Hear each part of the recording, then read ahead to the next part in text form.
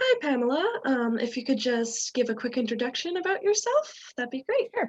So my name is Pamela Richardson, and I'm a therapist here in Victoria, British Columbia. Great. I assume we'll get into other details as we Yes, go we through the will. interview. Yeah. Yeah, this is just a community conversation that we like to have with certain professionals in the mental health field. Well, thanks for inviting me. Yes, to start off, so are your services specific to certain demographics? So I work primarily with adults and teens, Mm. not so much children, usually starting at about the age 15, 16 and upwards. But beyond that, individuals, couples and families, primarily adults and teens. Great. Yeah. And do you often see clients who have never received prior counseling? And what would you suggest to someone who hadn't been to counseling before?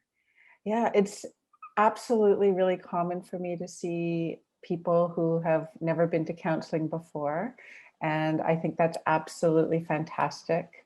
It takes a little bit of courage to reach out, Hmm. right? When you Yeah. haven't before, you feel, it's a little bit of a risk. You'll know what's going to happen. Clients often say, I've never done this before. And, that's absolutely fine. You don't need to be an expert or anything as a client. You just have to show up, reach out. So what I would suggest is people just start exploring and don't be afraid to ask questions, and don't be afraid to just reach out and um, see if you can find somebody that you have a good feel with, that you have a good fit with. That's really important. Yeah, that's great. That actually leads into my next question on what would you suggest someone who is new to counseling and is trying to find a service that works best for them? Yeah. So I think it's really important to feel that you can talk honestly and openly with the person, that they're non-judgmental, that they're supportive, that they're warm, and that you can ask them any questions that come to mind.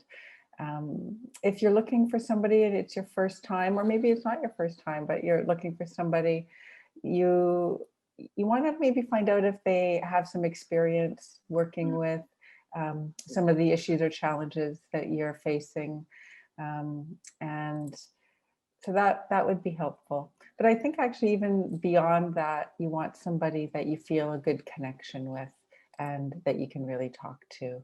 And if that person doesn't feel that they can have enough knowledge to work with you with the specific issues, then maybe they would refer you to somebody else. Mm. Um, but I think fundamentally it's that relationship that you're looking for. Yeah, definitely. That's really important to have that foundation there.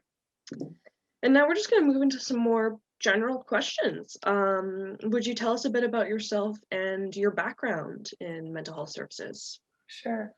So I started about 20 years ago working with women who'd survived abuse and trauma. So I worked as a frontline worker in rape crisis centers and then in mental health, or like women's support services, with the Stopping the Violence program here in British Columbia. So I did that for about 3 years. And then I went back to school and I went to grad school, and actually not in counseling, but in kind of related field of education and educational psychology, human development.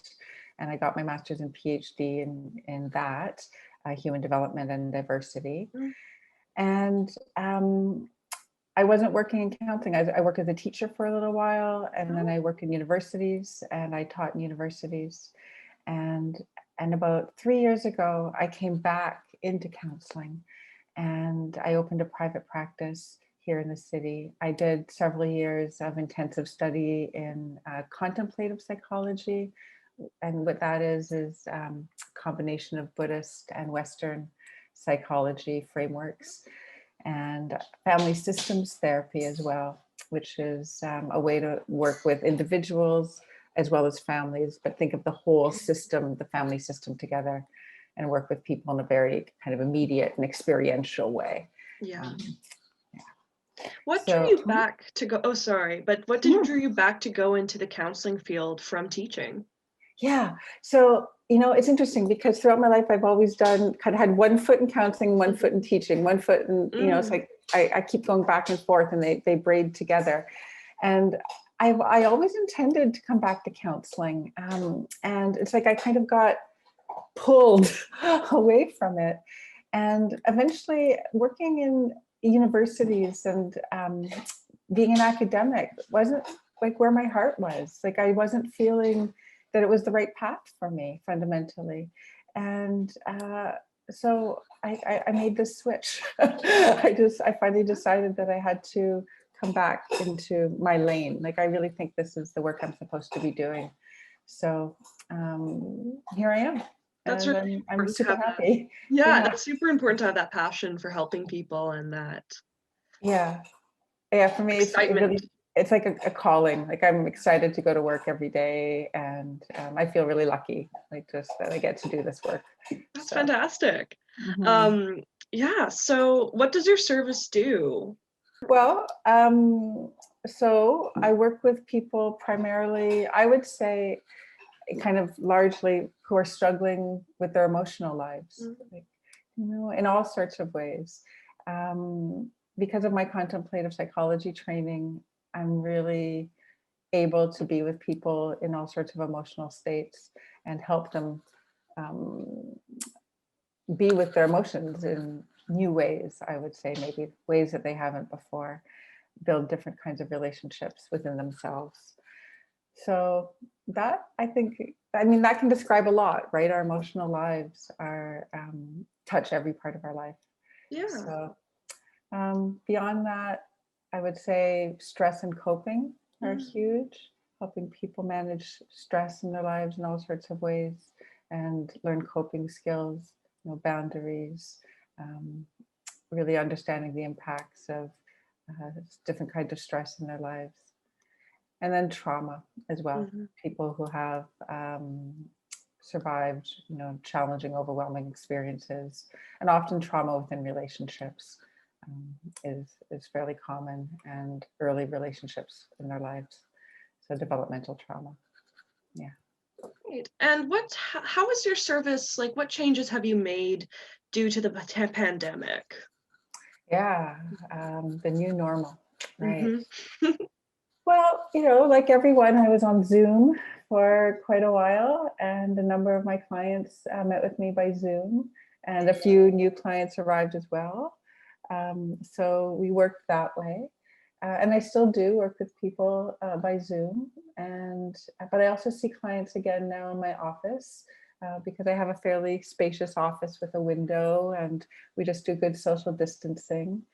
And I have my COVID precautions set up. So obviously, if anybody has any symptoms, and myself included, we don't meet in person, and all of those things that have just kind of become Our new normal, our yes. new normal. Is the cliche, but that's what it is. Yes.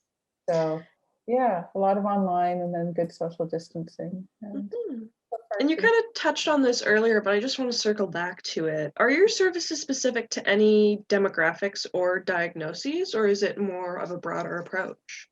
I would say it's more of a broader approach. I tend to work with um, you know anybody almost Yeah. who I like. I think coming from a contemplative psychology background, I'm really interested in humans and their suffering, like how we get Mhm. stuck in life, Yeah. and need support and need help from another person. We can't do it alone all the time.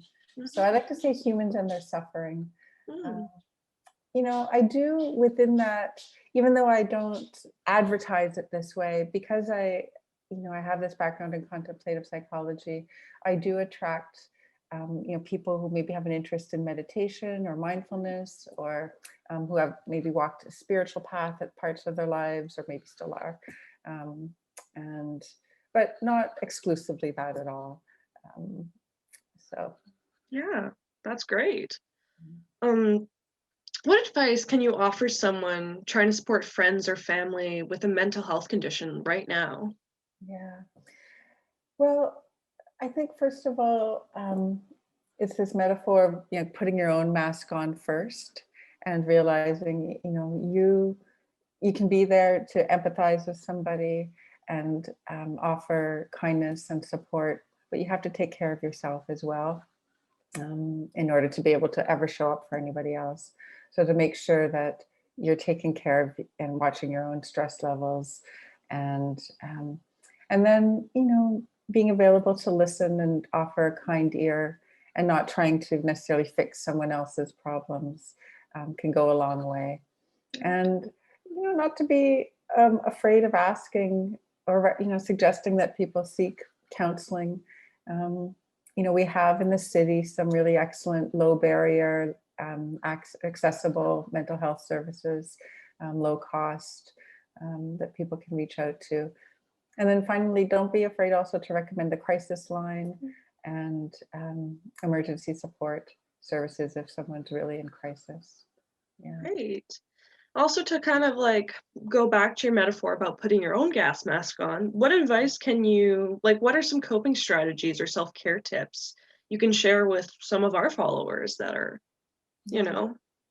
Well, of course, everybody will be different in some Yeah. ways, right? Like it really depends, what appeals to people. I like to think of, we're made up of these different dimensions of ourselves. So we have the physical, the emotional, the mental, and all of those require tending, right? We have to be aware of, what we need physically. Do we need more rest? Do we need more movement? Do we need gentle exercise? Do we need food and water, right? Like to be aware of our bodies and what we actually need. Do we emotionally, do we need to be kinder to ourselves? Do we need um, to talk to somebody and actually get some support for ourselves? Do we need, I